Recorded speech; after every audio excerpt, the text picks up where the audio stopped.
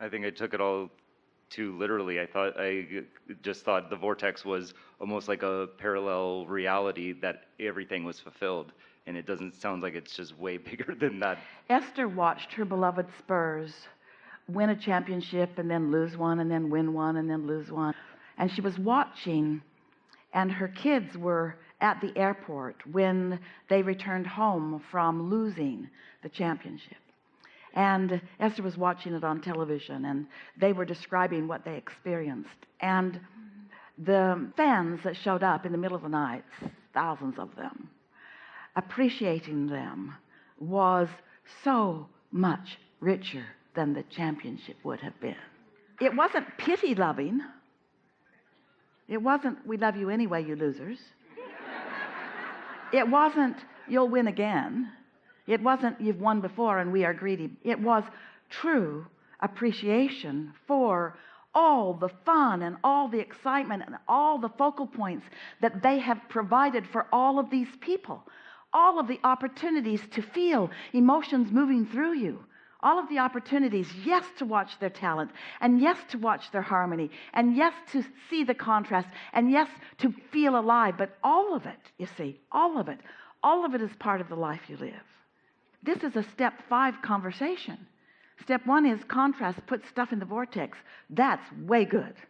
Step 2 is law of attraction and source energy and your inner beings and your inner beings' friends. In other words, all this cadre of non-physical energy and focusers focused upon who you are and knowing unequivocally who you are, no matter what you are focused upon in any moment in time. You not needing to behave in any certain way for the non-physical energies to know who you are and to hold steady with that knowing.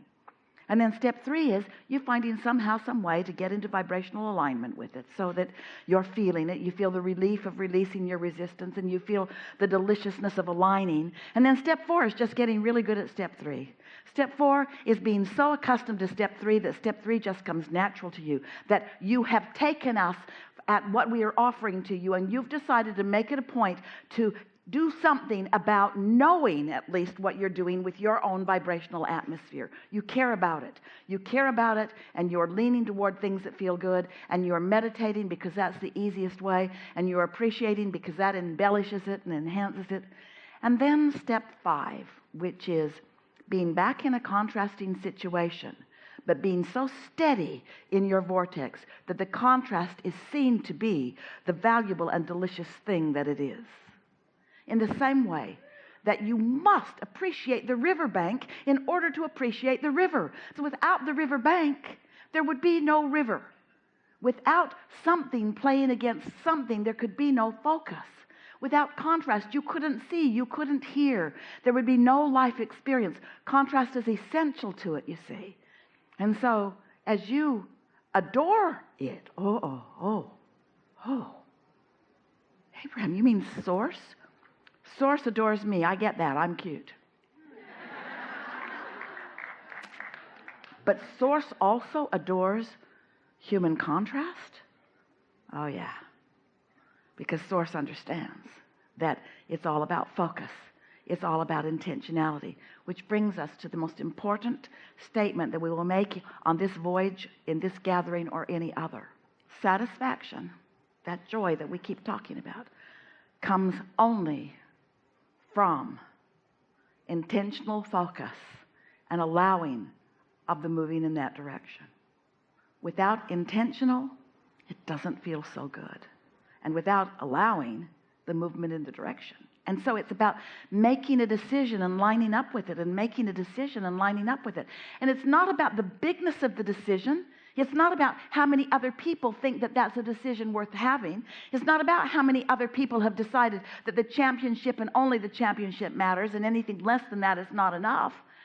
It's only about personal intentionality and moving in the direction of it. That's satisfaction.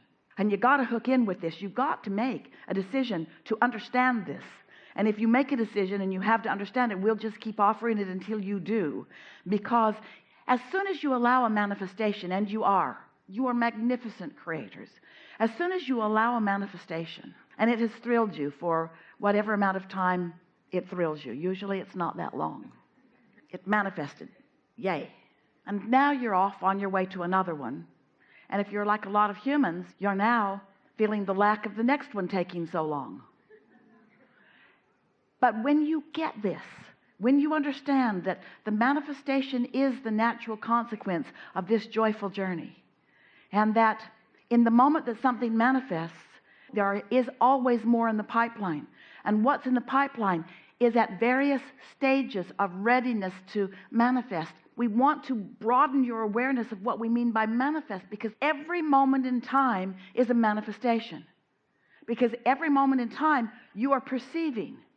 And you're perceiving, yes, with your eyes and your ears and your nose and your fingertips and your tongue. You are perceiving, you are translating vibration through your physical senses. Yes, you are. But you all are doing something more than that. You are perceiving through your emotions. And your emotions give you greater sight and greater sound and greater everything than all of your physical senses combined. So if you will decide to be this perceptual being who cares about the adoration of Source, who wants to live in that vibration of that adoration of Source, who wants to express that adoration of Source to anyone and everything that you are focused upon, so that that is your deliberate intent. Now what's happening is, in every moment of manifestation, you're using your greatest power of perception, which is your emotional awareness, to enjoy this moment and this moment. You don't need it to manifest. In fact, it's not important to you that others can see it. It felt good to you, that run you made down that court. It felt good to you that you intercepted that ball and that you had it. It felt good to you that you played by the rules and that you felt appreciation for the players on the other side, that you loved your opponents as much as you loved your own players, and that you knew that all were necessary for this game, and that you loved the way they played because they brought the best out of you. And even though maybe you didn't get that last point and maybe you even didn't win the game, you played at your best because they were part of your experience, because you're seeing through the eyes of Source. Every moment is manifestation. Every moment is manifestation. Every moment is manifestation. Now, now, now, now, now, now, now, now, now. And we just want to say, we're going to say this in a way that's really blunt. You better start liking more of these pipeline manifestations, because that's what most of your life is about. Most of your life is about the energy sensation, the energy sensation, the energy sensation. Most of your life is emotional. Very little of it is something that you're taking to the bank and spending. Are you following us? You do. You are following us. Enough? Really, really good. Really good. Really good.